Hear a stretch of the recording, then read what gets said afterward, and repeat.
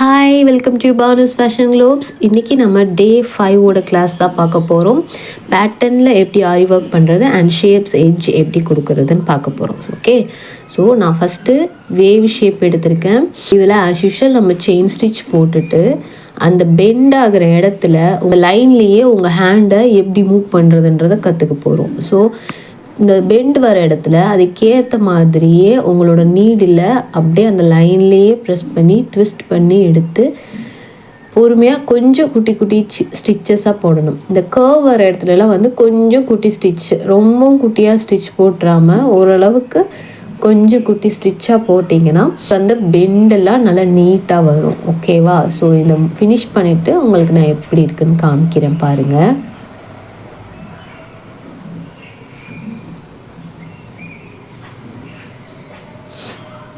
நீங்கள் இதே wave length தான் போடணுன்னு இல்லை. ஸ்க்ரீனில் தெரிகிற மாதிரி அந்த ஸ்பைரல் அப்புறம் இந்த மாதிரி டிசைன்ஸில் பென்னு அதிகமாக வர மாதிரி இருக்க டிசைன்ஸ்லாம் வந்து எடுத்து நீங்கள் ப்ராக்டிஸ் பண்ணிக்கலாம்.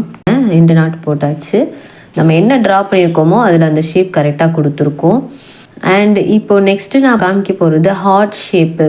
எதுக்காக ஹார்ட் ஷேப்பில் போடுறோம் அப்படிங்கும்போது அதில் டவுன் 2 சைடுமே வந்து உங்களுக்கு ஷார்ப்பாக இருக்கும். ஸோ அதில் எப்படி ஃபினிஷ் பண்ணுறோன்றதையும் எட்ஜ் எப்படி கரெக்டாக கொடுக்குன்றதையும் பார்க்கலாம். ஹார்ட் ஷேப்பில் நான் நார்மலாக கர்வாக இருக்க இடங்களில் ஆஸ் யூஷுவல் செயின் ஸ்டிச் போட்டுக்கிறேன். நான் ஃபுல்லாக உங்களுக்கு போட்டேன்னா வீடியோ ரொம்ப லென்த்தாக போயிடும். அதனால தான் எவ்வளோ ஸ்பீட் பண்ண முடியுமோ அங்கெல்லாம் ஸ்பீட் பண்ணியிருக்கேன். அண்ட் இப்போது பார்த்தீங்கன்னா கரெக்டாக அந்த ஹார்ட் ஷேப்பில் சென்டர் பாயிண்ட்டுக்கு நம்ம வந்துட்டோம். இப்போது கரெக்டாக அந்த சென்டர் பாயிண்ட் முடிகிற இடத்துல ஒரு செயின் ஸ்டிச் போட்டுட்டு அதை ஒட்டியே செயின் ஸ்டிச் இப்போ போட்டிருக்கேன்னா அதை பக்கத்துலேயே பார்த்தீங்கன்னா அடுத்த செயின் ஸ்டிச் கீழே அப்படியே அதை ஒட்டின மாதிரி குட்டியாக ஒரு செயின் ஸ்டிச் போட்டுட்டு அதுக்கு மேலே ஒரு குட்டியாக ஒரு செயின் ஸ்டிச் போட்டிருக்கேன். நீங்கள் பார்த்தீங்கன்னா தெரியும். அந்த ஷார்ப் கரெக்டாக கொடுக்கணும் இல்லையா? அதுக்காக தான் அந்த மாதிரி நம்ம 2 இடத்துல செயின் ஸ்டிச் போடுவோம். இப்போது ஆஸ் யூஷுவல் நம்ம வந்து செயின் ஸ்டிச்சை வந்து ஃபுல்லாக அப்ளை பண்ணிக்கலாம். ஃபுல்லாக அப்ளை பண்ணிவிட்டு ஃபைனலாக வந்து எட்ஜை எப்படி ஷார்ப்பாக கம்ப்ளீட் பண்ண போகிறோன்றதை இப்போது நம்ம பார்க்க போகிறோம். இந்த ஒரு லைன் ஸ்டார்ட் பண்ணியிருக்கு, அதோட ஓவர்லாப் பண்ணி இப்போ இந்த பார்த்தீங்கன்னா தெரியும் அந்த லைன் கரெக்டாக அங்கே முடியுது. அப்படியே அங்கேயே போட்டிங்கன்னா சென்டரில் ஒரு கேப் மாதிரி ஆயிரும். ஸோ அந்த ஃபஸ்ட்டு போட்ட செயின் ஸ்டிச் மேலே அப்படியே இந்த போடுற அந்த செயின் ஸ்டிச் அப்படியே அது மேலே போட்டு ஓவர்லாப் ஆகணும். அப்படி ஓவர்லாப் ஆகும்போது உங்களுக்கு அந்த ஃபினிஷிங்காக அந்த ஷேப் பர்ஃபெக்டாக நீட்டாக வரும். எண்டு நாட்டு போட்டிருக்கிறேன். ஓகே, இப்போ பார்த்தீங்கன்னா தெரியும் ஹார்ட் ஷேப் எவ்வளோ அழகாக நமக்கு அந்த ஷேப்க்கு கரெக்டாக வந்திருக்குன்னு. அடுத்தது வந்து ஹனிகோம் வந்து இதில் வந்து 2 விதமான எட்ஜு நான் உங்களுக்கு சொல்லியிருக்கேன். ஒன்று ரொம்ப ஷார்ப்பான எட்ஜு, இன்னொன்று வந்து நார்மலாக அந்த லைன்லேயே எட்ஜ் எப்படி கம்ப்ளீட் பண்ணுறது அப்படின்றது. ஃபஸ்ட்டு போடுறது வந்து ஷார்ப்பாக எப்படி எட்ஜு நம்ம ஹார்ட்டுக்கு கொடுத்தோம் இல்லையா, அது மாதிரி ஷார்ப்பாக எட்ஜு எப்படி கொடுக்குறது அப்படின்றத ஃபஸ்ட்டு இதில் காமிச்சிருக்கேன். பார்த்தீங்கன்னா அதே மாதிரி அந்த எட்ஜ் வர வரைக்கும் ஒரு செயின் ஸ்டிச் போட்டுட்டு ஓகேவா, போட்டுட்டு பேக்கில் அப்புறம் ஃப்ரண்ட்டில் ஒரு செயின் ஸ்டிச் போட்டு அப்படியே ஃபுல்லாக நான் செயின் ஸ்டிச் போட்டிருக்கேன்.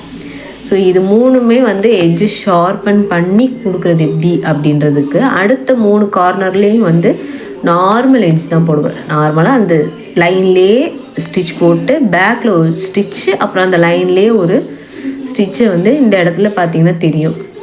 இந்த இடத்துல உங்களுக்கு நான் கொண்டு போயிருக்கேன்.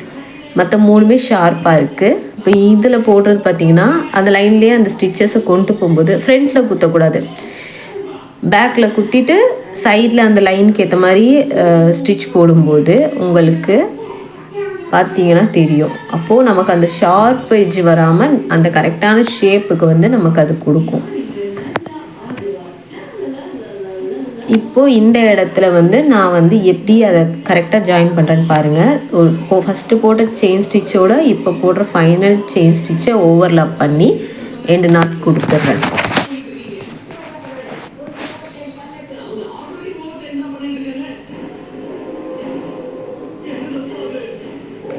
ஓகேவா? இப்போ பார்த்தீங்கன்னா இதில் 3 பார்ட்டு வந்து ஷார்ப்பாக இருக்கும், 3 பார்ட் நார்மலாக இருக்கும்.